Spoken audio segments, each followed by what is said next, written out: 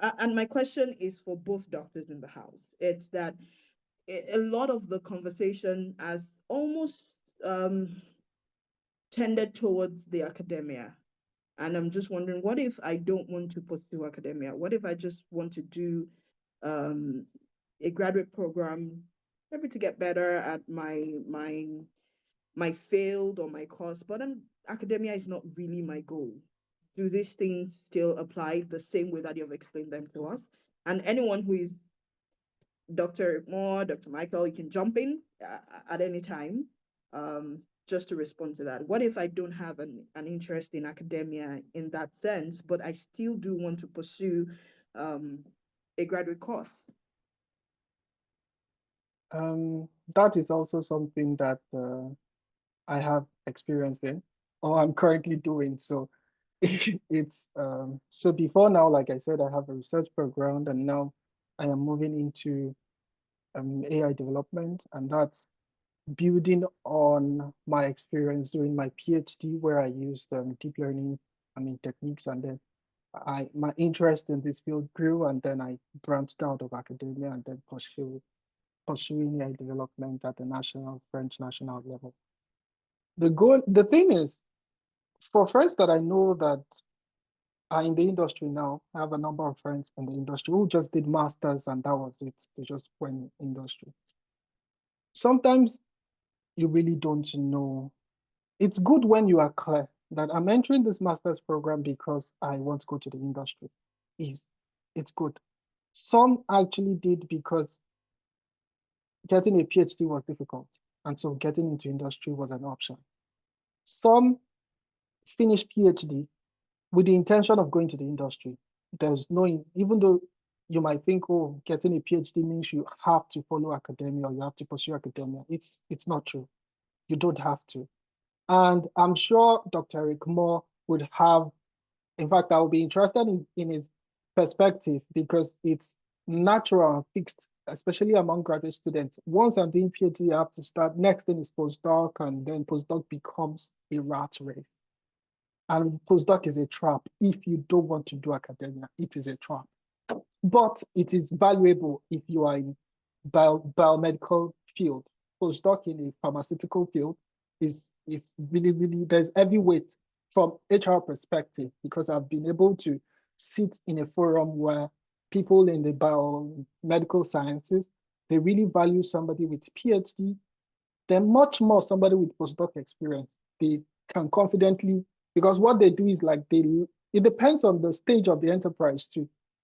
But at PhD postdoc level, what I see in general is they want you to come in and start up your own project. Not like you are part of a team.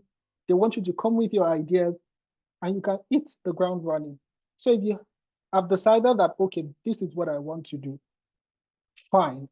And it's okay not to know yet. Sometimes you might go with the interest of okay, I don't want to do academia, I want to. What if the problem was your experience learning the academic environment you have learned in the past, and then you just meet a very nice supervisor like Dr. Eric Moore, who will grind you and everything, and then you develop interest. You never know, but it's not fixed. You can choose to go Yeah. out of academia, but be sure what you want to do. Right. So, Okay. Dr. Eric Moore, would like to hear you on Okay. this. What if I don't Okay. want to Yeah. pursue academia? Yeah. All right. That I think that's a very good question. And I think that one of the myths is like if you do a PhD, you have to do academia. That's not true. You could do PhD because the idea of a PhD is that you're trained to be able to solve problems, right? In fact, I think that one of the value of a PhD is able to get out of your comfort zone and go solve new problems. And I always tell people that if you've done a PhD and you successfully received the PhD degree, it means that the problem that existed when you wanted to solve that it had been solved. So it means you need to solve a new problem. Probably. Yeah. All right. So and that problem could be it could be in industry, it could be maybe taking up an academia job, but that's just a fraction of what PhDs could do when they leave a grad school. Because if you think Right. about it, there are fewer universities compared to companies, right? So there True. are few spots for people to become faculties. Okay. True. So the most that PhDs could do is learn all the transferable skills. I tell people when you're doing a PhD, it's not, don't be too caught up in just solving this one problem, that you're not learning transferable skills. Okay. Right. Um, and what do I mean? You are when you're doing a PhD, you are exposed to a lot of data analysis process. What that means is that you could easily pick up high level data analysis techniques, a lot of Right. AI techniques to be able to do that. And at the Mm-hmm. end of the day, you might realize that towards the end of your PhD, your interest is maybe shifting to maybe some of the techniques you were using, and at the end of the day, just like Dr. Adebayo is doing. Again, I'm not a very big fan of Doctor, so please call me Eric more. It's easier for me to call you Michael. It kind of breaks some barriers that way. So True. I okay. prefer that too. Okay, cool. So, Mhm. it's my student calls me by my first name, by the way. Yeah. So, it helps people to then realize that there's a bigger picture than just getting a PhD in this one tiny small thing, right? Right. And then so when you think and when people brings up problems, you're able to iterate, you're able to expand ideas very quickly. That's what a successful PhD does. And so it Right. should confine you to say you have to do a postdoc. Okay. If Right. and I tell people you have to be very intentional about your own career. If you know you want to take on a faculty job down the line, then maybe a postdoc is very useful. But otherwise, it's not super meaningful. Then go immediately Yeah. look for a job in an industry, and there are good industry jobs that will leverage all the things you've learned, such that it's not like maybe you are just an overqualified person. They actually really Right. use your skills. You get a PhD, you can become a research scientist.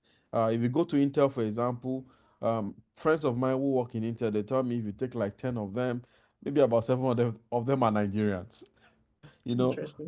You literally Yeah. need a PhD to be able to get into Intel at those particular levels, right? No. Uh, Right. Lots of opportunities that we need PhDs for, right? Yeah. And even as faculties, when we get students in our lab, right, from the way they move, from the way they solve problems, I can tell the ones that will go on to become faculties, and I can tell the ones that will be for industries. And then I tailor how I train them for those different Very pathways, because those pathways right. are different, right? And Mm-hmm. so for someone like me, I'm very intentional about all of them, and I can say, okay, this is the things I need to expose you to more. These are the things I need to expose this person that want to be a faculty to more, so that each Right. individual don't waste their time doing things that are not relevant for them, right? But the All bottom right. line is that Okay. getting a PhD opens you to world of opportunities beyond becoming a faculty. It's just one small Right. thing. Yeah. All right. Thank you. So I see a lot of questions in the chat already, and we'll take those questions one by one. Where questions appear similar, I'm going to merge them together. I just want to say that. So in case I don't read your question verbatim, it's not because I'm ignoring your question, it's because I'm combining similar questions together so that we can move forward quicker. But before I start reading out the questions, we have put in the chat a feedback form that we would love for you to fill. Your feedback helps us to be able to design a better program for all of you. So, and for all of the other people that I know you will invite to the next one. So please, if you can just pick up that link. Um, just make sure you pick up the link, whether you're filling it out now or you're filling it out later. Please do share your feedback. Um, one question is a lot of the conversations seem to tend towards the core sciences, you know, and I know you know what I mean. What about the social sciences, the less core sciences? Let's put it that way.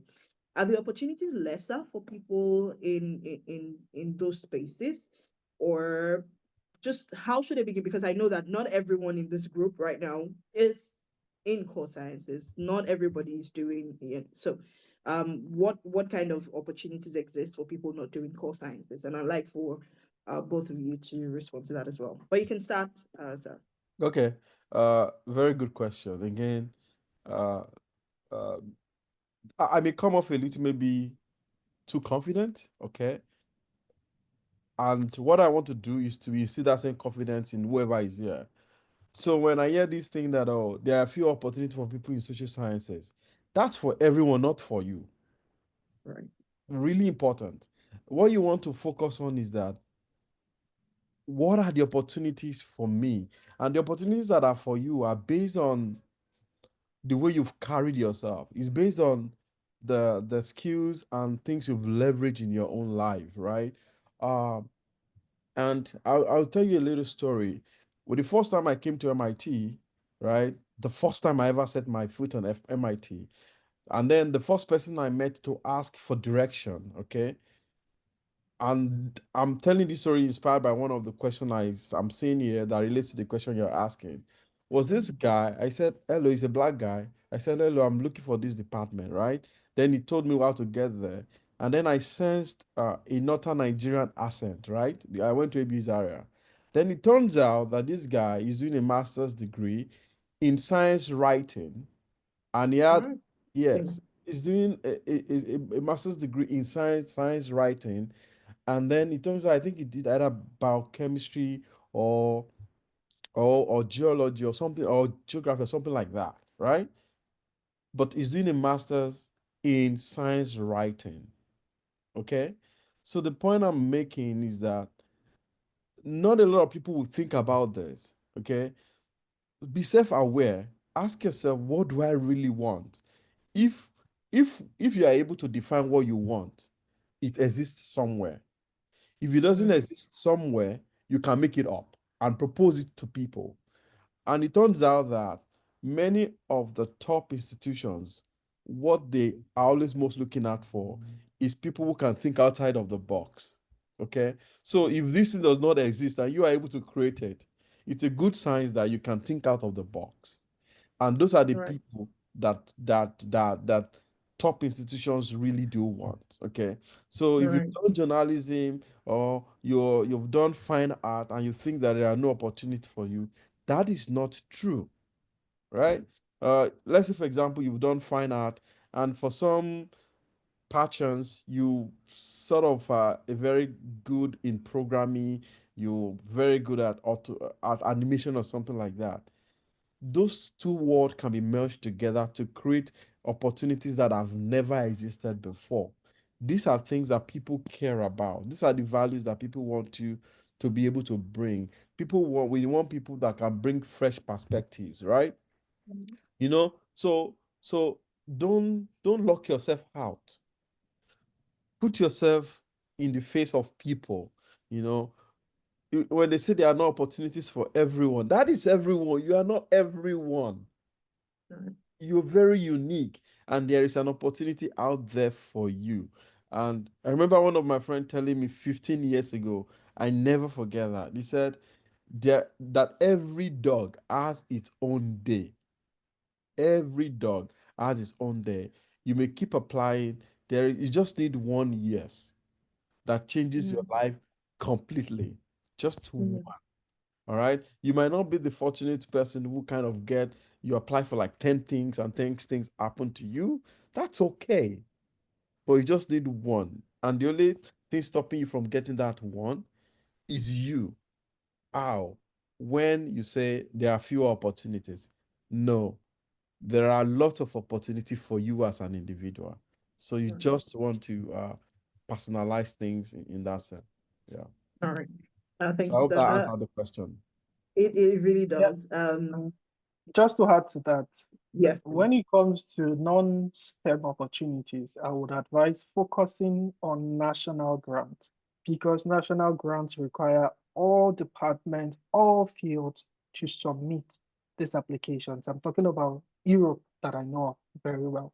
So national grants, because I recall in 2022, I think I created a particular PDF of about 1,000 opportunities that covers law, jurisprudence, and a lot of all faculties that you can think of. So within the March, April, May period, all fields are always publicized. Same with Erasmus. So target this national grants. When it comes to code emailing and all of those things, it might be very good for STEM. But when you are non-STEM, just wait for national grant windows. You will see a lot, tons, at least in France, I'm sure. All right. Thank you very much, Sez. So I'm going to be reading, I'm combining these two questions. There are questions about undergraduates asking if they can seek scholarship opportunities now. I imagine these are people in their final year getting ready to get done with university, with their BSc courses, and are asking, can they pursue scholarship opportunities now? You can go ahead and respond, Dr. Michael. Okay. So, okay. Yeah. Oh no, please go ahead, sir. It was Okay. spotlighted. It's okay. All right, Anybody cool. can respond. Cool. So I think because of the cultural difference between the rest of the world and Nigeria, more to be specific, is why this kind of questions comes up, right? To be if you're in your final year, let me break the news to you. You are late to the party already. Okay? You're late to the party, but you're not too late. Okay? Folks, for someone like me, from my second year, I was already looking at a particular grad school I wanted to apply to, okay? But I wasn't even looking at, and then at the time, internet was becoming a thing. So I would look at schools like University of Victoria and a couple of them like that, and I didn't even know how to apply to them. So first, kudos to forum like this that have democratized and make it easy for people to apply. Now people are in their second year, they know exactly how to apply to grad school. People like me were in our final I was in my final year, I didn't even know how to the application process was even too complex for me. Imagine that, right? But now it's highly democratized. There is lots more information. Kudos to the amazing work that you are doing, the mentorship programs that you're doing to help them bridge the gap of what the universities should be doing that you have stepped in to be able to do. So if you're in your final year, of course, you should at that point be thinking of what do you want to do next, and you are in a position to start applying. I think the challenge doing a full application while in your final year is always the fact that in Nigeria to apply and get your transcript Okay. for your final exam is an Herculean task. Back in the day when I was in ABU, you probably need to have a governor or a senator or somebody actually help you request to be able to get your transcript if you are not done with school, right? But yeah, you are able to see your transcript per semester. You look at it online. So I'm hoping that our universities are getting the point where people can apply for their transcript even before they are done, because the universities you're applying to don't really care if you have completed. They just want you to then show them proof that I've graduated when you are coming to the program. How many? Then your All right. final year, if you have the opportunity to apply for your transcript, then you are prime enough to apply to grad school. If you are not able to, don't worry. What you can do at that point is start getting all the informations you need, start putting your applications together, start talking to your faculty member that are going to write you reference letters. And also for the reference letters, it's important that I've seen that Nigerian professors in general do not know how to write reference letters for their students. Okay. Please pass this on to them if you can, right? Is they write two lines or they write 4 lines of reference letters. That's what we call a weak reference letter. It's weak. It doesn't say anything about the student. We want a letter that calibrates the student's strength. The letters are super important. The letters are almost more important than the SOPs that people fight to get right. Right. So you want to be able to, if they've not seen one before, send them samples of reference letters. Okay, the letter should be able to should give a background about how they know the student. The letter should be able to say in what capacity the student have worked with them. Did the student just take a class with them? If the student take a class with them, that's okay. They can comment on the student ability to understand materials. And then even more stronger is if the student has done research with them, they want to comment on specific research the student has done with them. the role the student played, the result that the student got, and the next step that that research work that the student has done is going to be useful for. So Right. all this is I talked about, if you write it out, that's about at least a page or 2 pages. So if Right. you are not writing me a reference letter for a student and it's just 5 lines, you have not done anything for that student. Mm. Even if you like submit it on the first day that the application require it, it's as good as if you did not submit anything. Okay. Right. So reference letters are super Yeah. important. So secure your reference letter writers in your final year and explain to them what should be in those. As professors are so super very, and that's okay. They can be in their feelings. So come up with them very slowly. You can do like you can write like a list of things. You can say, oh, the university says that the letter should have this element in it, okay? And then you list out like 4 5 things that that letter should have, all right? And then send it to them, something like that. All right. Thank you, sir. I'm going to pose the next question to Dr. Michael now. Someone is asking, is it possible to gain a scholarship to study medicine and surgery to a university like Brown in the US as an undergrad from Nigeria? Let me put some context. I'm not sure the person has this context, but let me put some context to this. It may stem from the fact that our system in terms of going to the university and then going to medical school and then graduating as a doctor is a little different from especially places like the US. So I'm guessing that's where this question is coming from. It's similar for law for people who are undergraduate law and are wondering, okay, in Nigeria, we just go to 1 year of law school and then you're a lawyer. Is it the same?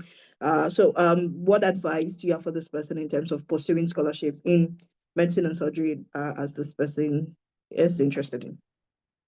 I think, Dr. Michael, you can, yes, please go. yeah, I'm just going to talk based on the current knowledge I have. Perhaps Rick Morgan had since it's in the US. But there is no field where there is no opportunity. That's one thing I know. There is no field. However, for opportunities in medicine, in my opinion, I think such specialized degrees are quite localized when it comes to scholarships. They are more Right. localized, made open to non-citizens and all of those things. In my Right. perspective, at least that's what I also have observed here in France. It's more available French students. You hardly see, it's either if you see a foreigner, they are naturalized or their parents are already naturalized, but you hardly Interesting. see one person, oh, I'm funded to come and do medicine and surgery. It is often localized. That's my experience. Right. So I think Right. Eric Morgan had more light. So Yeah. Yeah, like you said, it's super localized. In fact, Mm. In Canada, when I was in Canada, right? If you're not a Canadian, at least Permanent resident. permanent resident holder, right? You can't even get into the medical programs, right? Wow. Yeah, you can't. Because they don't have enough spots. Many of their own students have to go to the Caribbeans to go and study, right? So the Wow. only caveat is that if you're like Cuba, right, is a place where a lot of students go there to study because they have very excellent medical programs. So back in the days, I think the Cuban government used to give a lot of scholarship to many federal governments to bring students to Cuba. And I Super. think they still do that in some places in like Ukraine and Mhm. Russia. But that said, when I look at the state of medicine and all, if you think that medicine is what you want to do and you want to do it at the highest level, I'll say that maybe the first step is get your medical degree in Nigeria. At least this is the path I've seen people pursue is that they Yeah. get their medical degree in Nigeria, right? And then once they get that, they can then apply to grad programs in the US.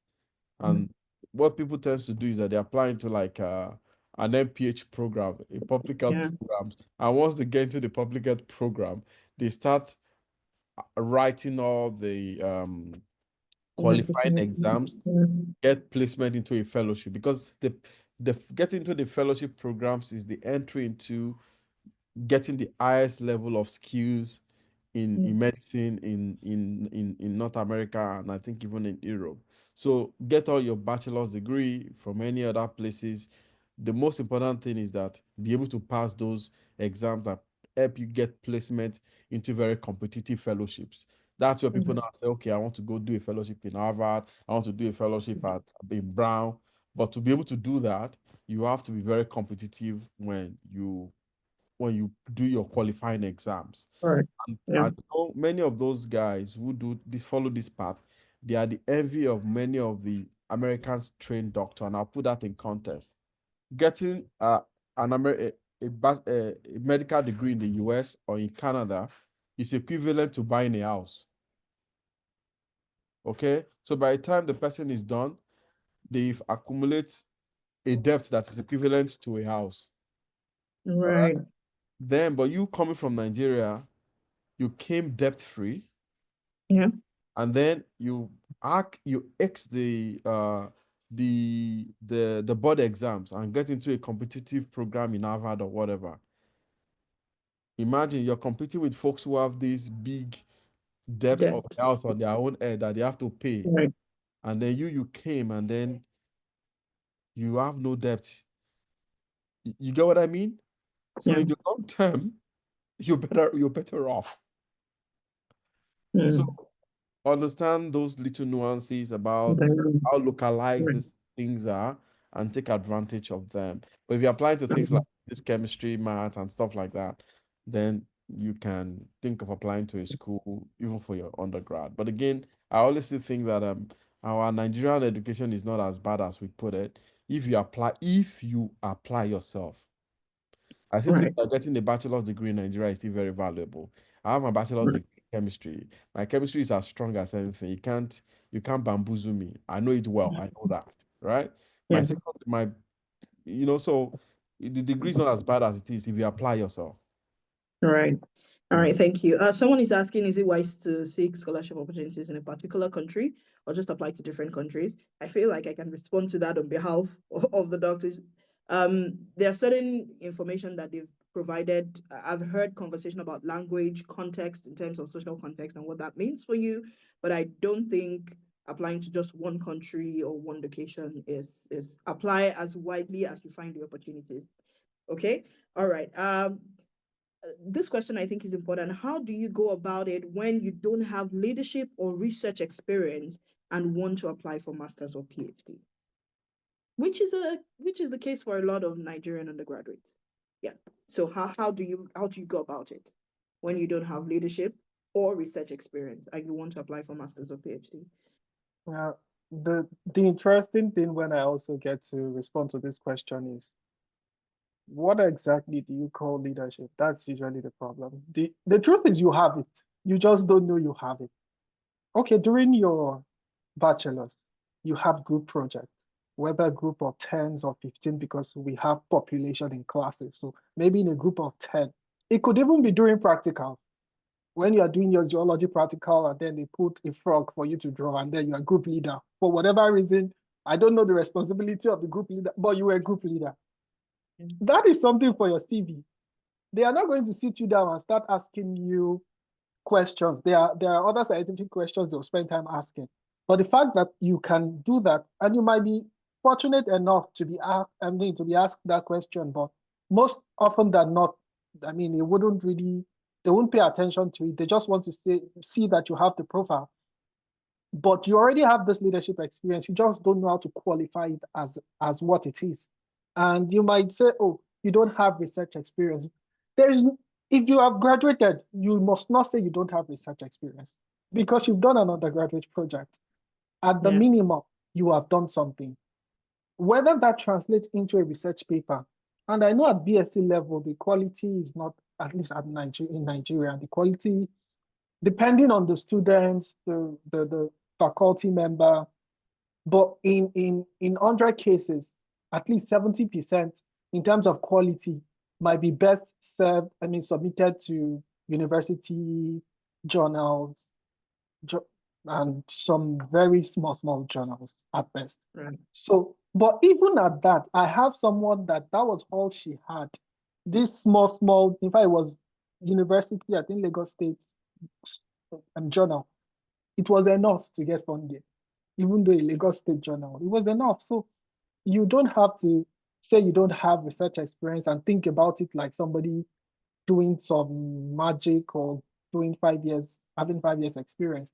You did undergraduate research, you defended your project, coin it as it is. The problem is always communication. It's not communication and qualifying what you have. That's just it. Right. If I can just add on to that, it's storytelling, and that's why it's important for everyone to know how to storytell. Frame your experience in a way that matters to the context in which you're presenting the story. I think that will help. Someone is asking a question about scholarship Sorry, opportunity. I would like to. Yeah. I'm sorry for interjecting. Please go on. Here. I wanted to add my own experience. So my PhD, the advert of the project required experience in AI and ML. The only tool I could use was Excel. Interesting. The only tool I could use. Remember that I studied botany and I was moving to a different field in geoscience. And the project required automation, automatically classifying images and then using traditional data science statistical stuff to reconstruct ocean temperature over the last 3 million years. And the only thing I could use was Excel, bar chart, pie chart. Wow. I think that's all God has helped me to learn at the time. So the question is, how did I get the opportunity in the end? Number one, you need to have confidence. See, you might not have everything, but just believe in yourself. When I did my IT, the most relevant experience I had to the job advert was 9 years ago, as of 2018, 2019. It was 9 years ago, the most relevant experience. I was probably doing my IT or thereabout, and I did some geoscience. I did it in a geoscience lab, but it was far, long ago. And during the interview, the man asked me, my supervisor at the time asked me, okay, so what are your experience? I did not mention anything with botany. I was just saying the things I did 9 years ago. Even if he asked me and tries to take me away, I refuse to go away from the topic. I have done this thing, and this is the thing I have done. And then when it came to tools, can you use this tool? I was honest with him that no, I am not, but I'm confident that I can learn, and I have proof because I have published before, and I've used, apart from Excel, there are other specialized tools I've used, but they're for stratigraphy and some other specialized field tools. So I said I learned those so I can learn, and it worked like that. So sometimes you just need confidence, and you don't know, just let God do the rest. Thank you, sir. Someone is asking a question about neurosurgery, cardiosurgery. I think we have done justice to that as well. Someone is asking. If I chime in on this one? Because I Yes, think it's please. something that is very important, and Yeah. it is a very important piece in the application processes most of the time, your research experience, right? And given again the Nigerian context, many people don't have they've not done any research before. I take that back. If you do a final year project, you've done some research. It's just that you did not realize it, and that's why I said when you're doing it, make sure that don't plagiarize. We take that very seriously, because if you do, it means that you are academically dishonest. You do not stand a chance. So do not plagiarize your thesis. Don't copy thesis from previous year. I'm saying this because they've all happened before, right? Don't go and copy stuff from Wikipedia. If you don't know how to cite things, learn how to cite things properly. Learn to read things, digest them, and write them in your own words, right? So if you've done all of this, no matter how small that research was, it's your bragging right, and it's what you can put when you're writing your grad school application, that I've done this research. Okay. Now, something that a couple of my friends have been doing, if a colleague of mine, Amachuku Chibuzo at University of Chicago, he has this program that he does that he's able to virtually accept Nigerian undergrad students to do research with students in his group and some of the faculty in his department at University of Chicago, so that by the time they're applying to grad school, they are very competitive. So every year he does that. I think he has one coming up soon. And then every year he goes to Nigeria to meet with the student, and also they allows them to be able to present the work. So those kind of efforts are ongoing. A friend of mine also at Penn State as well, Dumont, he has this same kind of program where he provide professional mentorship for them, from other places for them to students to also get some level of research experience. Now, these things are coming up because many of us saw this gap when we are applying to grad school. So people try to bridge those gap by doing this sort of give back to the society. So these are things that you can take advantage of. But if you've not done that, you can go the longer route, like something I did was when I finished my master's degree.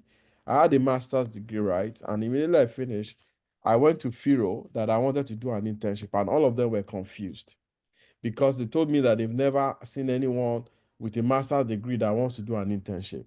And they were like, we will not pay you. I said, no worry, I don't want, you don't have to pay me. They said, so how are you going to survive? I said, I'm okay. And they didn't realize that me, I have a long-term goal of why I want to do an internship, right? So I did the internship, I think about 7 months. In the process, they wanted to hire me, but I didn't want to stay there because that wasn't my goal for going there. So I was doing the internship. Of course, I have things I was doing. I used to teach, right? So I was teaching to be able to teach, and I really enjoy teaching. So but the internship goal for me was to make my PhD application very competitive.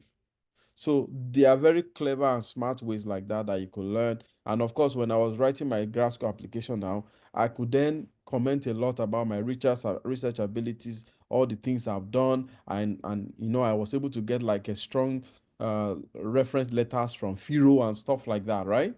Those are things that, so even in the mix of all the structures and the way things are in Nigeria, you can still craft out your own personalized approach to grad school.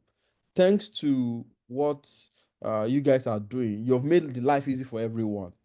We did not have access to stuff like this, so please take advantage of these sort of things to become very competitive. Yeah. Thank you very much. We seem to have a lot more questions than we have time to answer them. And so this is what we're going to do. Because we don't have enough time to address all of the questions, we're going to run a series on the LCA social media platforms, responding to each of these questions. So we would have a queue and then we'll have the answer to it, because I see quite a number of questions that I think it'll be important to address, to give answers to. And so that is what we're going to do. So if you're not following LCA on social media, we're going to, before we wrap up, you're going to see all of that information. We do have to wrap this up now. And I see somebody's asking questions about disability and if there are, preference opportunities for persons with disability. Someone is asking about medical conditions and how it impacts some of the countries that you can, apply to for your graduate schools. And I think those questions are important.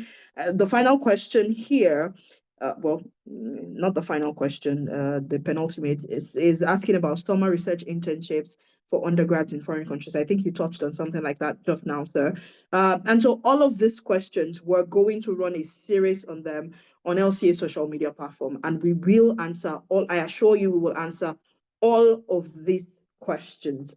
And so on that note, I'm going to pull a curtain on this session of Q&As. Someone is asking a question about studying mass communication and then wanting to expand into technology and AI and stuff like that. Even within Nigeria, there are plenty of opportunities for you to intern, get experience with data journalism, data and AI, and all of that impact on journalism. So we will run a series on the LCA social media platform and answer all of the questions that we're not able to answer now. And so I'd like to thank our speakers. They've given much more than just their time. A lot of their intellect, a lot of their passion is reflected in just the way they were answering all the questions with a smile on their faces. It's really good to see people. When I saw all of the qualifications, I thought, hey, they'll be very serious and giving us, very scientific responses. But that has not been the case, and I'm sure we can all attest to that. So I want to say a very big thank you, Dr. Eric Moore and Dr. Michael, for your time this evening. We're very grateful. And obviously, you can tell that we're coming back to you with some of the questions so that you can help us answer them for social media. We'll make it easy. Don't worry, we won't take too much of your time. We'll make it easy for you to respond. And then we'll push that out because a lot of people do need this kind of responses. Thank you very much. We do have some announcements. Just to reiterate, you have 24 hours to benefit from the LCA Mentorship Hub. 24 hours. Your time started counting like 1 hour ago. So now you have just about 23 hours to get in on the train, to get direct mentorship from people to help you with all of these conversations that we're having. And like I said, we are social. We're on social media. We're on Facebook, we're on Instagram, we're on LinkedIn, we're on X, and we're on YouTube.